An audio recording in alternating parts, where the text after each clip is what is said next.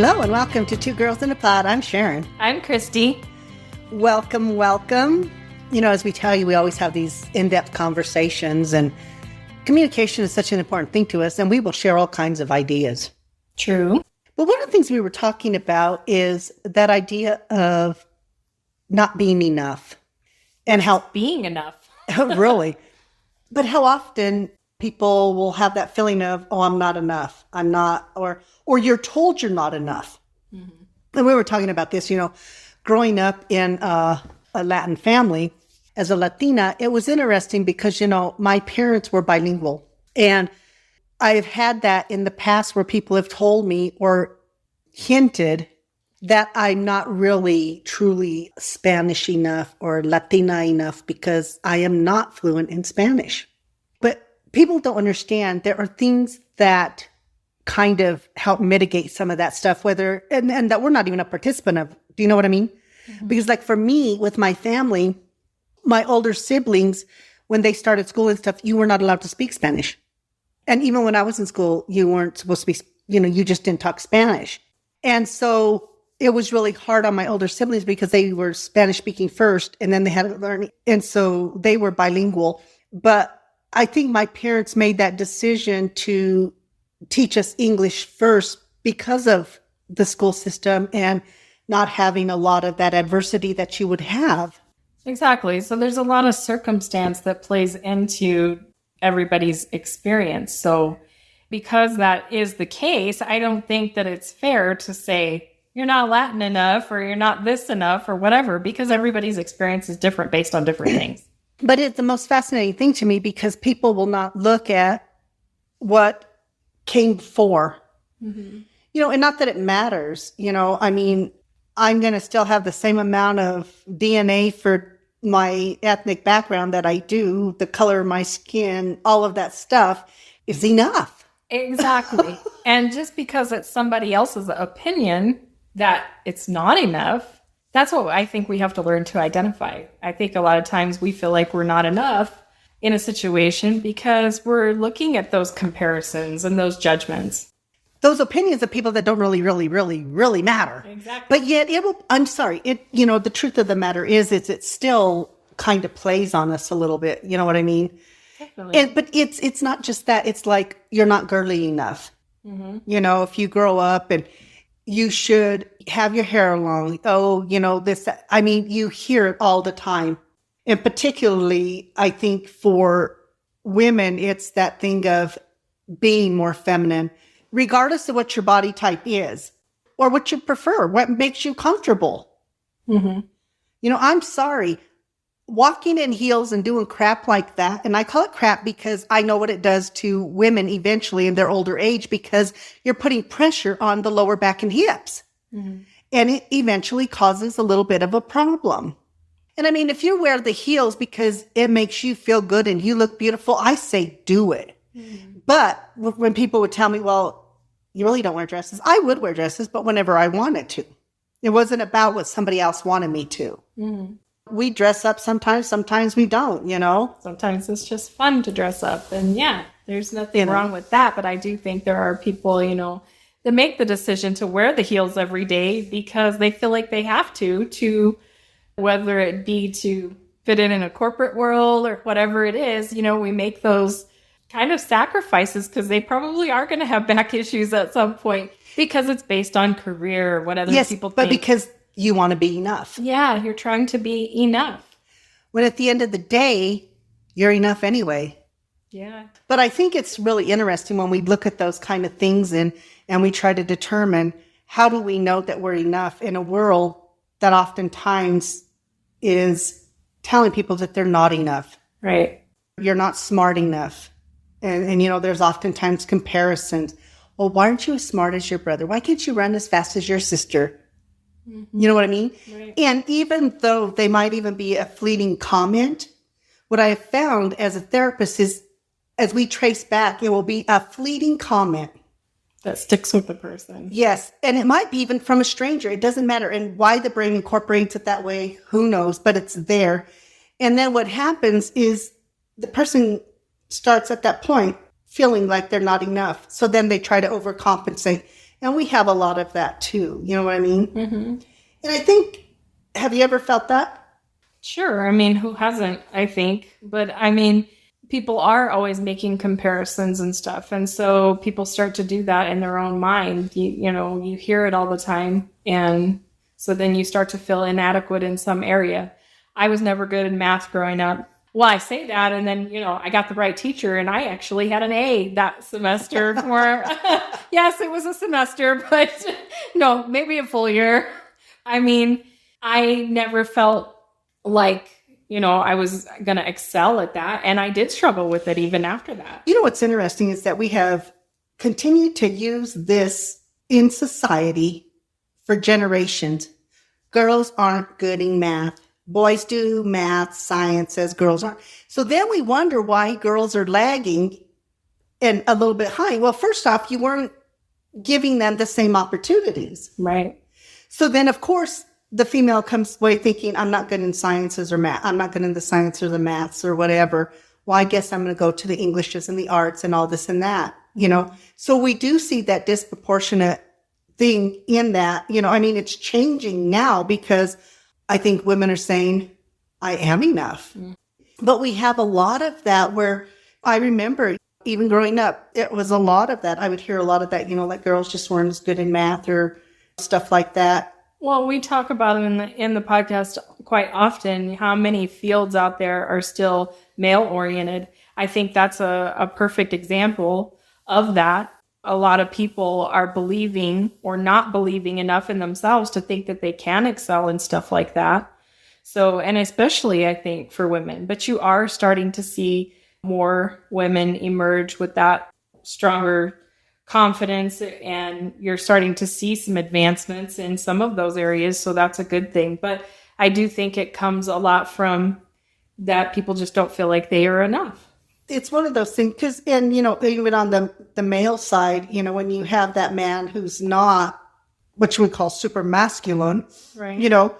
Super buff or something. Yeah, show me your muscles, whatever it is.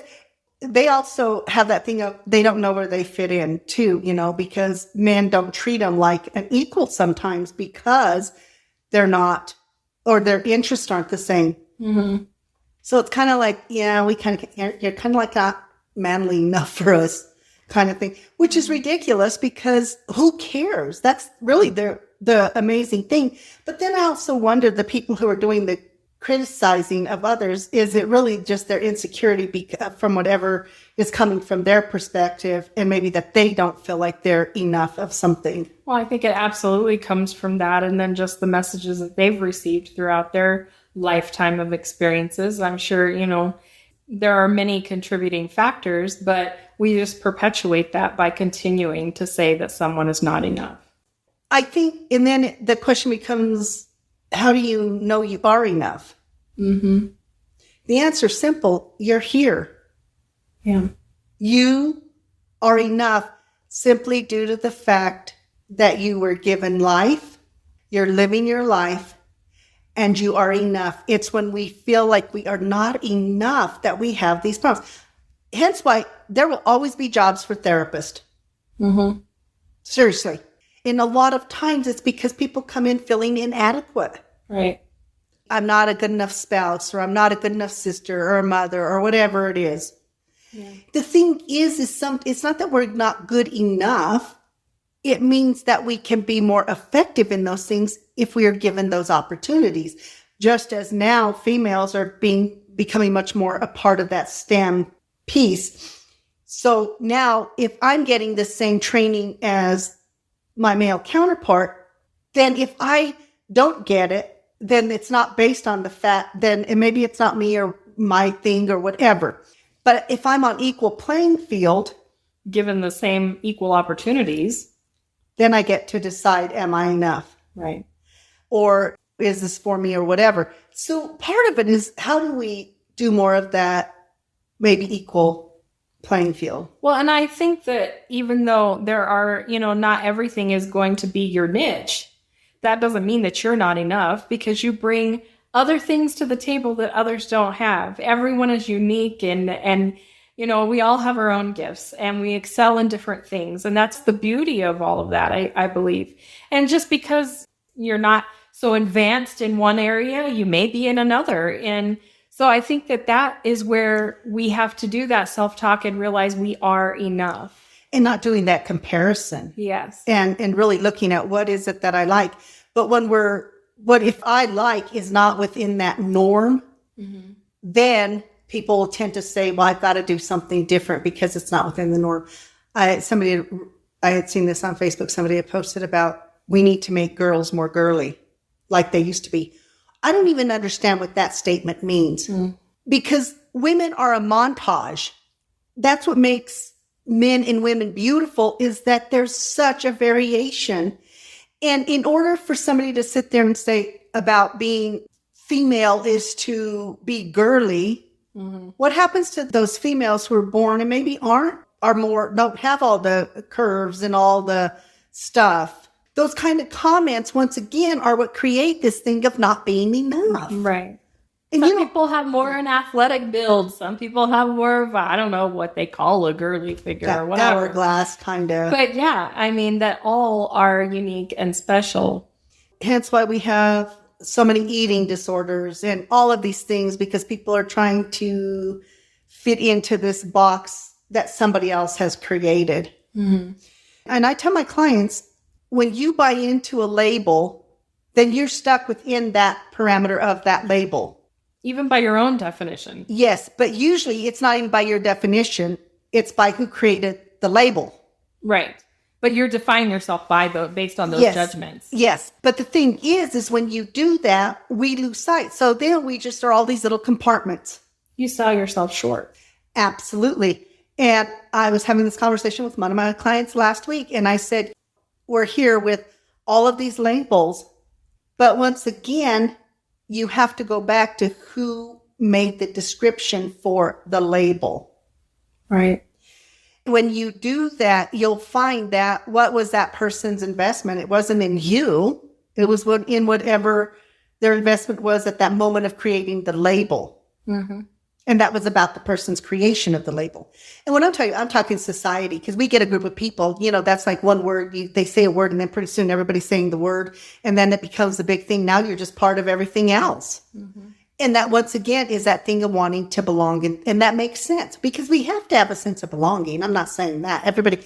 We have to have a purpose and a sense of belonging. Where do I fit in and stuff like that? But I think oftentimes people are trying to fit in and they're doing it in a way because they feel like they're not enough. They're kind of forced into it, they feel like. But it's really because you're not defining the true you. You are looking at all these judgments and opinions. And that's why you feel there's that inadequacy. Do you ever sit there and wonder to yourself, who creates these social constructs? Absolutely. I mean, is there like some secret room somewhere we don't know about? And there's this little group of people who sit there and say, yep, this is going to be good. No, this isn't going to be good. Because you think about it, why something goes viral and something doesn't. Right. Why the person who's working their butt off to do their little TikToks or whatever it is they do to be viral, and it's like nothing works. And then you get this thing that you're sitting there thinking, I'm not even sure what that is or whatever. And it goes viral. Yeah. So then the person over here who's working their little butt off doing their little TikTok every day or whatever it is, it's like, why aren't people looking at me? Why isn't it enough? Yeah. And now, because we have social media and things like that, I think that even becomes more prevalent, because now it's a comparison. If I do my TikTok like this person, or it's kind of like this, how come this has worked and this doesn't work? And this, it's a mystery to me, people. Right.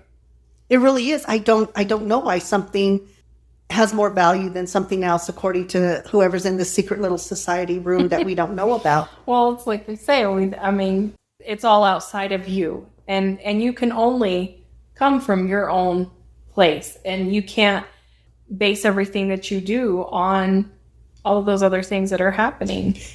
It's the algorithm. Algorithm. That's it. No, when people tell me about this algorithm, they're like, and who in the heck made this algorithm? Somebody sat there and said, that algorithm tells you if you're enough or you're not.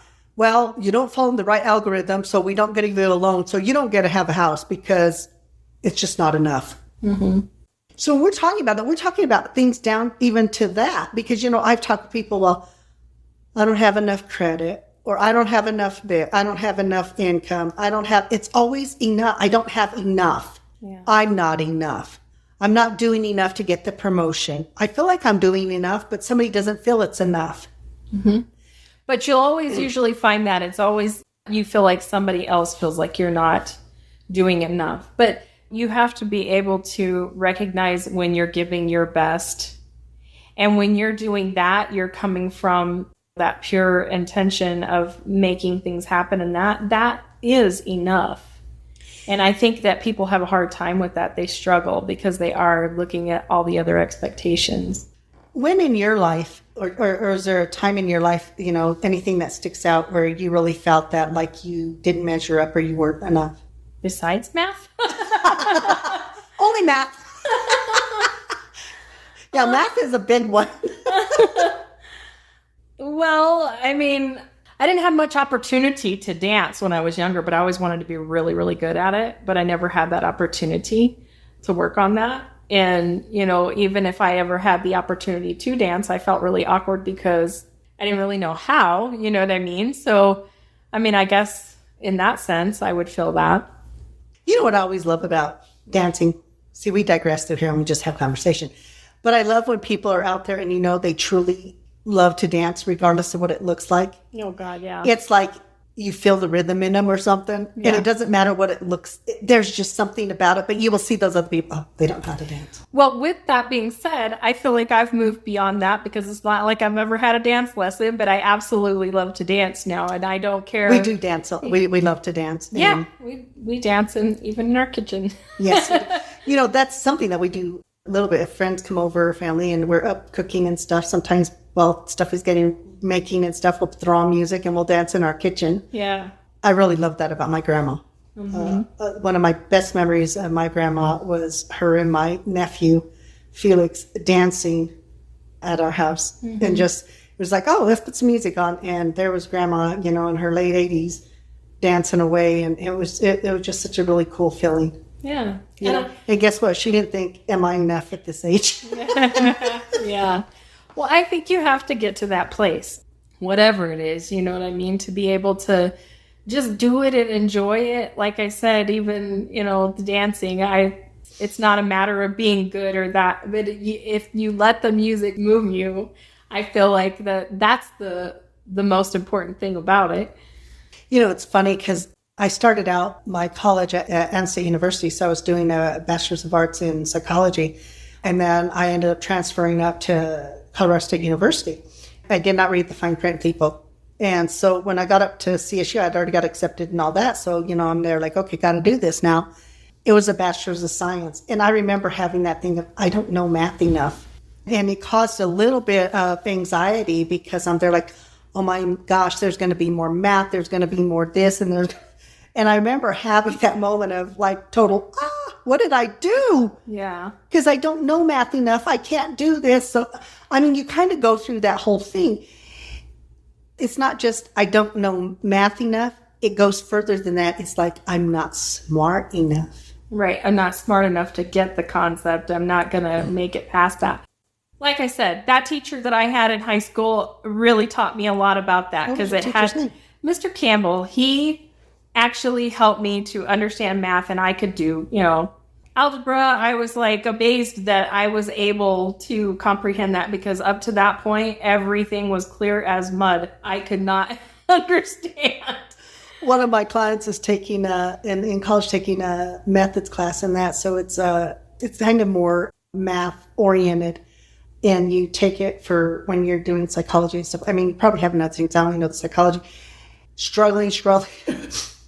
This week, for whatever reason, it's explained and he gets it. And then realizing, that's it? Mm-hmm. I was all stressed out about that. I couldn't understand this. But you're right. It's the message and the way we're told. So you start feeling like, oh man, I don't know enough of this. I'm not going to get enough of it to pass. And on and on and on. The perfect example of that was the physics class that I was taking. And because I struggled with Because math, it was called physics too. yes, the name in itself, I was like, oh my God, how am I going to get through this class? And I was going along, and I'm clear up to the last day you could withdraw from the class. And I did not know what I had in there. And I was freaking out. And I thought, if I wait any longer to get out of this, I'm going to be screwed and I'm going to fail this class. So talk about not being enough. So I get out of the class and find out that I had an A and probably should have stayed in that class. But I think that's so weird how we do that. Yeah. You know what I mean? We get that overwhelming thing, but it becomes that thing of, I'm not enough. I'm not good enough at this. I'm not smart enough. Yes. And you become overwhelmed with that self-doubt. Which was really weird because in college, I had a very high GPA. And I thought, oh man, going to CSU, I'm going to lose my GPA. I'm going to suck at this. What am I doing? And it wasn't anything like that. And then I took chemistry. I'd never had chemistry. And you talk about anxiety provoking for me. Because all the other classes I was taking, and we'd have labs with them and we would do stuff with it. I was there like, shit. And I put it off and I would put it off. Because in my head, I just really knew I didn't understand chemistry enough. I didn't understand math enough that I was going to be enough to pass chemistry. Mm-hmm. And then I go in there and we had this wonderful, wonderful professor, and I got an A in chemistry. And it kind of freaked me out, but it was also one of those things that helped me to realize you are smart enough. Right. Everybody can learn. Yeah. What matters is, do you want to learn? And you have to have that faith in yourself that you can. Believing in yourself is the biggest piece of it, and not listening to those outsiders. And all of us are guilty of it, I think, at some point in our life. I don't know if I've ever met anybody who's not had that, where they feel like in some circumstance they're not good enough. You know, when I would do parenting classes, well, I'm not good enough at this. Well, it's not like your baby's born and you're given a manual that says, walks you through all this. And because it can't walk you through every circumstance. It can't walk you through personalities of your kid, none of that stuff. Right. And I always tell parents, when you come in, you're doing the best that you can with what you got. Yes. But if you're in here and you want to learn more, then you get to be more effective. It's not about not being enough. It's about, how do I become more effective in whatever I'm doing? But we've been taught that not being enough is somehow like failing. Mm-hmm. And like it's so final. Like if we don't have the capability of learning and moving beyond that. What I think is the most amazing thing is that as human beings, we have the ability to evolve, to change, to learn, to do, to explore. To expand our minds. Yes. Yeah. But we get so stuck. And I see that, I've seen that so much in the practice and how people will feel like, oh, well, I can't go to college because, I don't make enough money, and on and on and on, whatever those reasons are. But I really want to do this, or I really want to do that. And then you find out you are enough. But sometimes people will take that thing of a bad grade as somehow a failure, instead of realizing it's just practice to go back and do it again. And I have one client who I really admire, and she does this. She goes, because she's failed a few of her classes. She's not going to keep that. She's going and she's retaking all of them, every one of them, because she's also understanding that she had to work in real life. She has a little bit of ADHD. We have to work around that. And oftentimes when people have learning disabilities, they always feel like they're not enough. Like, I'm not smart enough for this, that, or the other. Now we've got her on, she's kind of figured out these things. So she's being more successful. So now she understands, oh my God, I am enough once I have all the tools I need in order to help me be enough, to help me be successful. Exactly. But oftentimes we don't realize.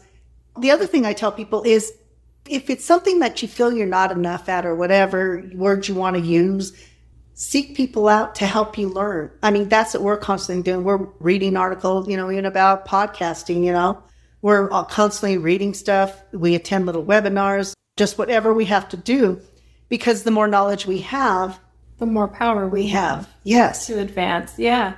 I think that that's true. And people forget that, the little things that you can do. And yes, the connections that you make, the people that have gone and done it before, surrounding yourself with those people. And I think too, when you're having that moment where you feel like you're not enough, ask yourself, who told you that? What is this based on? Yeah, whose opinion is it? And what would enough look like? Exactly. Because that's the other thing. When people say you're not enough, I mean, I'm not enough Latina. Does that mean if I become fluent in Spanish, that therefore I'm enough Latina? But you're not Latina, so should I have married somebody who's Latina? Because then I would be really experiencing the culture. Because that's another thing within cultures. A lot of times it's who you end up with, it, and then your culture is like, what are you doing with that person? That happens sometimes, somebody outside the culture. I remember being out to lunch one time with some people, and we were at a Mexican restaurant. When I ordered, I said, please no cilantro. And so they asked me, because they were Latin too, why didn't you want cilantro? I said, it's not my favorite. I don't like it. It's not something that I grew up with, in our cooking and stuff. And really? Well, and then go on to tell me about how good cilantro is. Well, and how it's part of the culture. But even within that, realizing that we have cultures within cultures. Mm-hmm. Within regions, you name it. Yes. Yeah. Yes. It's all different. And yes. And I think that's the thing. And I think that sometimes, in jobs, people will start to feel that way too. I'm only good enough for this, but not for this. I'm good enough to do all this, but I'm not good enough for you to promote me into this. How many times I hear people who are doing that job that should be the promotion as a supervisor or whatever, but they don't get paid for it. They don't get the title.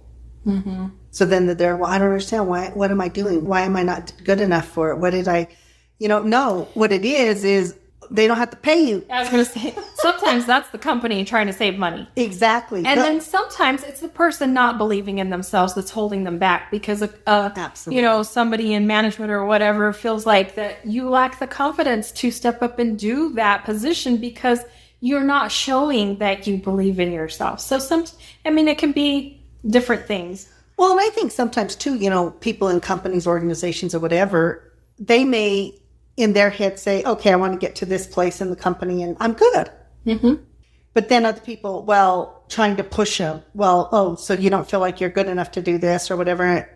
And then you might start thinking that, but at the end, it's really, this is my choice. This is where I want to be. But then we start listening once again to all that gibberish that goes on. And everybody has it because everybody's sitting there saying something, doing something, blah, blah, blah. You know what I mean? Mm-hmm. And once again, it's just, sometimes I will go down the rabbit hole, and if I'm on Facebook and I'm following something and there'll be a lot of comments, I might go read the comments just because I'm there. It's kind of fun for me. But then I'll start seeing this trend in those comments. And a lot of it is that thing of that box.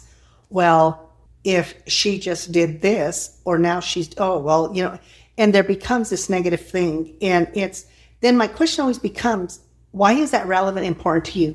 Why is the way somebody dresses, why does it matter to you? Mm-hmm. Why does it matter to you if that girl is girly enough?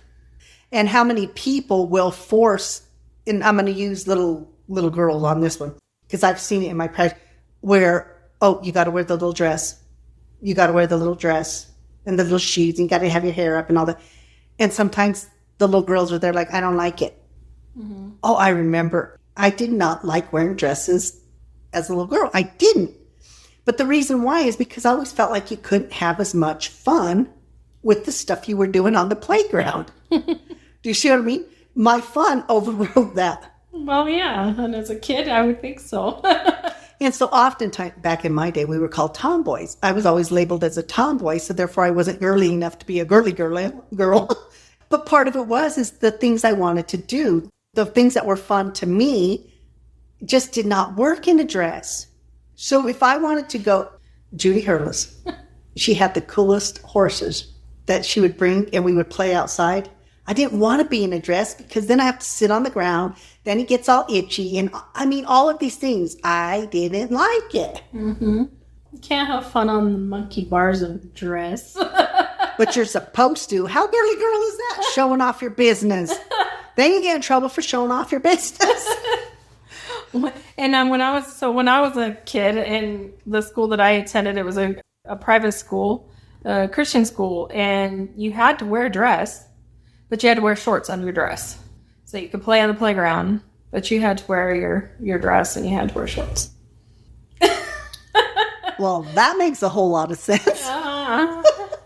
I remember back in the day, the girls used to have my older siblings, they had to have their dress at a certain height and all this and that other stuff. And girls, I was there like, who makes these stupid rules?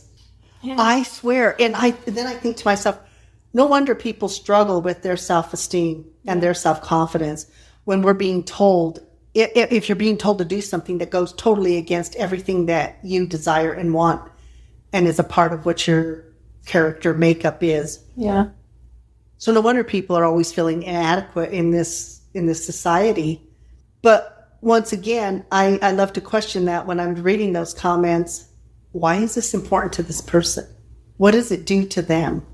Well, I've noticed that with social media, I mean, there are so many people chiming in on things. And I mean, granted, the person is putting it out there for the public to see, I suppose, but a lot of people chiming in with a lot of negative stuff. And it's just, it is crazy to me sometimes, some of the comments. And I'm like, what is the point of that? I'm involved with a couple of groups who you are not allowed to do that. Yeah. If you're going to be negative, you don't even get to be on the group. They will boot you out because it's not about that. It really isn't about the empowerment of. So one is a women's group that we belong to. The other one is I belong to a counseling group. And, it's so amazing because I do kind of have to read those comments because sometimes it's about looking for therapists or doing whatever. And it's a really great resource. But in that, there's not negativity. You're not hearing people bash other people or do that kind of crap. Right. And I think that that's one of the things is that when you feel inadequate or you feel like you're not enough, I don't know if the people who are writing those negative comments is because it's coming from that place of I'm not enough either. Is that kind of misery loves company? I don't know. Well, you see those insecurities show up for sure. And I guess the thing is, and when we were talking about this, is that thing of even for us, how do we wrap our head around that we are enough? In this moment, we are enough. Mm-hmm. It doesn't mean that we're not striving to improve. It just means I have to start out feeling like I'm enough, whether it's as a female or a Latina or a therapist or this or that, because, often, and they talk about that imposter syndrome. And I remember talking to one of my friends who's a clinician about imposter syndrome. And I said, it's because you're there, you're effective, and that's what you're supposed to be. But I think when we start doing those comparisons or whatever that is, then we start questioning, are we enough? Am I good enough therapist? Am I this or I'm that? And my thing is if I'm not good for you, you'll find somebody else. Mm-hmm. It's not my ego involved in that at all. Mm-hmm. I always tell my clients, if I'm not what you need, understand I don't take that personally, but I like to have that dialogue so that I can help you find somebody who might be a better fit for you or whatever, so that you're not out there floundering about and trying all over again, because I understand that process. But I think a lot of people who don't engage with me on that level and just kind of drop it or whatever, or I'm not coming back or whatever, I respect your decision. And it's not because I don't feel like I'm enough. I've been doing this business too long. You know what I mean? Mm-hmm. That I've learned to separate it. But at the beginning, that was really hard. It was a struggle to get to that place where if somebody didn't want to see me, oh my God, what did I do? I wasn't good enough for them, or, doing all that stuff. And even in relationships, when people leave you or they leave the relationship, it's not because you're not enough. It's not because they're not enough. It's because relationships maybe sometimes do have an expiration date in that aspect. People come into our lives for those periods of time, and then they leave, they move on. Sometimes we move on. Mm-hmm. Sometimes we set a boundary because it's about healthy for us. But it's not because it's not enough. I'm not enough in the relationship, or you're not enough in the relationship.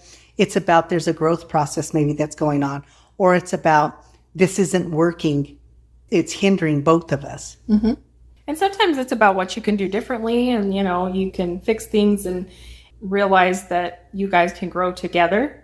And then sometimes it's not. Sometimes you realize that because we're not all a good fit for one another, whether it be friendships or, intimate relationships or whatever it is. And then sometimes it really is that those relationships are just there in that moment to laugh. Mm-hmm. Sometimes it's to cry. Sometimes it's to vent. Sometimes it's to dream and aspire. Mm-hmm. But they're moments.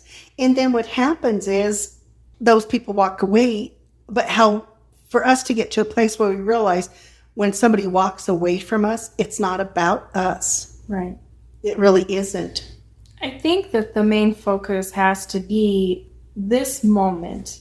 And that if you realize that you are giving your best, you're putting forth your best effort, then that is enough. You know what I mean? I think that we feel like, it's like we said, you can educate yourself and you can get better at something. You can aspire to do far greater things, yes. But realizing in this moment that you are enough based on what you have, you know, the information that you have, and you are working towards a goal. Mm-hmm. It's being focused on that and realizing that you're giving your best. I agree with you. And I think that it takes a lot of self-talk to get there. Mm-hmm. And it takes a lot of surrounding yourself with people who realize you are enough. Yeah. You know what I mean? That's the key thing, is how do I surround myself and find those people who appreciate who I am in this moment. Mm-hmm. And then when they appreciate that who I am in this moment, that also helps the individual to feel like they can be enough. Yes, exactly. You know, and I think those are the things that are so important. And I think that when we get stuck in those conundrums of trying to figure out other people or trying to figure out why I'm not enough instead of understanding you are enough, you know. Exactly. And then once you understand I am enough, then you have that growth. Mm-hmm. But I think when I feel like I'm not enough, I don't get to have that growth because I get stuck in that thing of I'm not enough for somebody else. And the thing is we're not supposed to be enough for anybody. We have to be enough for ourselves. Mm-hmm. Exactly. You have to give yourself some grace. That's really, you know, because we're imperfect and we know that, but that's okay. That's a part of just who we are. And if we're always working to improve and we have that patience with ourselves. And even in that working of improvement, understand if I'm working for improvement, so say, like I work with, say people who are angry and I don't want to be angry anymore or whatever that is. And then they go a week with no anger and they're like, oh my God, I messed up. I was stupid. I didn't do this. And they have that one. They're like, you just went a whole week without being angry. Look at your progress. Mm-hmm. Because so much of the time what we do is we get stuck on where we didn't do it the way we anticipated or whatever. Mm-hmm. But understanding, even in that moment, you're still enough. Mm-hmm. It's just pause, breathe, reset, and move on. Yeah. And but beating yourself up does not help you it won't change what happened, and it doesn't help you to improve along the way. It does nothing for you. It doesn't serve you to do that. Exactly. And when you have those moments where you do not feel enough, I'm serious. Pause, breathe, reset. Yeah. Because in that moment of pausing, we have a moment, and in that moment, we can change. It is in that moment that change happens. Mm-hmm. That choice happens.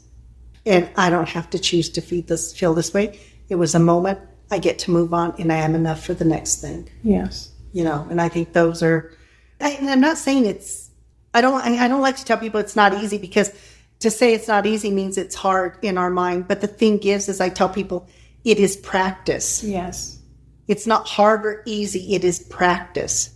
And listen to that carefully. It is not hard or easy. It is practice. Yeah. Because as soon as we tell the brain it's hard, our brain goes, I don't want to do that. Yeah. As soon as I tell my brain it ain't easy, I don't want to do that either. But if I sit there and I say it's just practice, mm-hmm. you practice at being enough for you.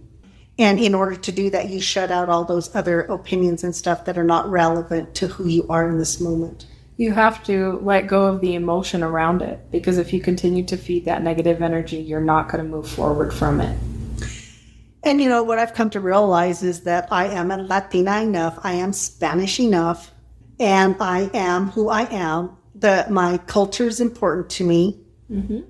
You know, and what made me think about this was, you know, we did the interview with Renee Valdez, and she asked us to listen to her podcast, and it was such an amazing podcast. And what it did is it reminded me about the Latina, about my culture, talking about the enchiladas.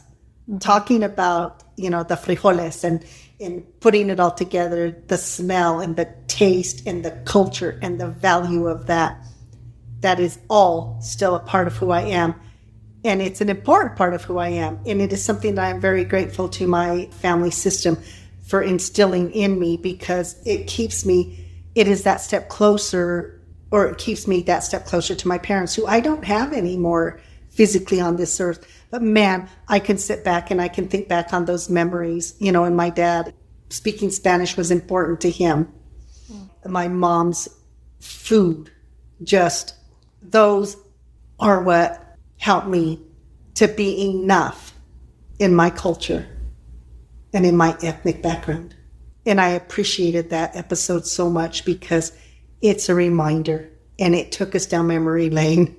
Yeah. And for that, Renee, thank you. Yeah, so if you haven't heard, Renee Valdez does have a podcast going now, Visions of a Blind Woman, and the episode that we're referring to is Volume 7. It's called My Toolbox is an Enchilada. It's a great episode. You guys should check it out. She does have a Facebook page for Visions of a Blind Woman. So yeah, go and take a listen. But it was so interesting, because we had this conversation with her, and we were telling her that we were getting ready to do this episode on being enough, and listening to her episode also helped to inspire us, because it reminds us that we have those memories, we have those things that help to make us enough. The love and support. And at the end of the day, it's the people that truly love you that will always be the ones that inspire you and help you to realize that you are enough, because they love you for who you are in those moments. And, we always talk about this, the frequency of love and the importance of love, and why it transcends all things, because when we are truly in that place of love, there is no such thing as not enough. Right. To me, it's kind of a neat place to be. It doesn't mean that we're still not working on it, practicing different things. Absolutely, we practice. Yeah. For you, because you said it did the same thing for you when you listened to it, even though it was about the more my culture than your culture. Yeah, but just the interactions that she talks about, the interactions with her family growing up, and especially around holidays and things like that, and just some of the traditions and stuff like that. And I thought it made me think about when I was younger and what Christmas was like for me with my family and extended family, basically, because we didn't live close to extended family. So our extended family really was the church that we attended. And a lot of those people would come to our house. They'd play the piano. We'd sing songs, things like that. All of those things that contribute to the person that I am, how much I love music, how much, just all of those things that feed into the authentic person that we are, because these are the experiences that we've had, and these are the people who have loved us and shown us. And I think the thing is that, and I understand that not every family system is that way, and some people come from some really crappy ones. Yes. But the really beautiful thing about who we are when we're enough is we can create a family system anywhere. Yes. Family is not what we're born into. It is what we nurture and give space to. Yeah. And we really put our time and energy and effort into.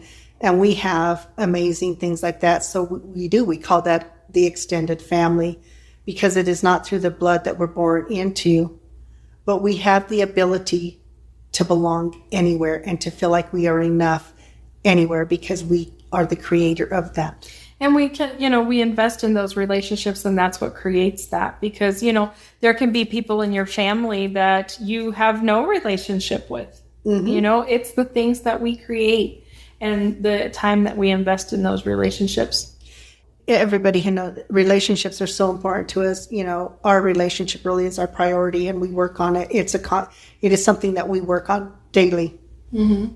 because it holds value to us. So I guess the biggest thing is each and every one of you know that you are enough. Yeah. You're white enough, black enough, woman enough, Spanish enough, Mexican enough, Italian enough, whatever it is, whether it's your religion, Catholic enough, Seventh-day Adventist enough, whatever those things are, that you are enough. But it doesn't mean that we stay stuck in that.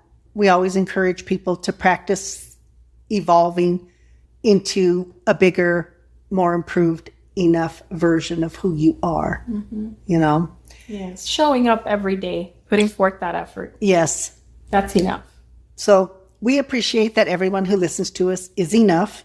We look forward to being back next week. Once again, we're always grateful for all of our listeners. Thank you for that. And have a wonderful week. And we'll be back next week. Bye. Bye.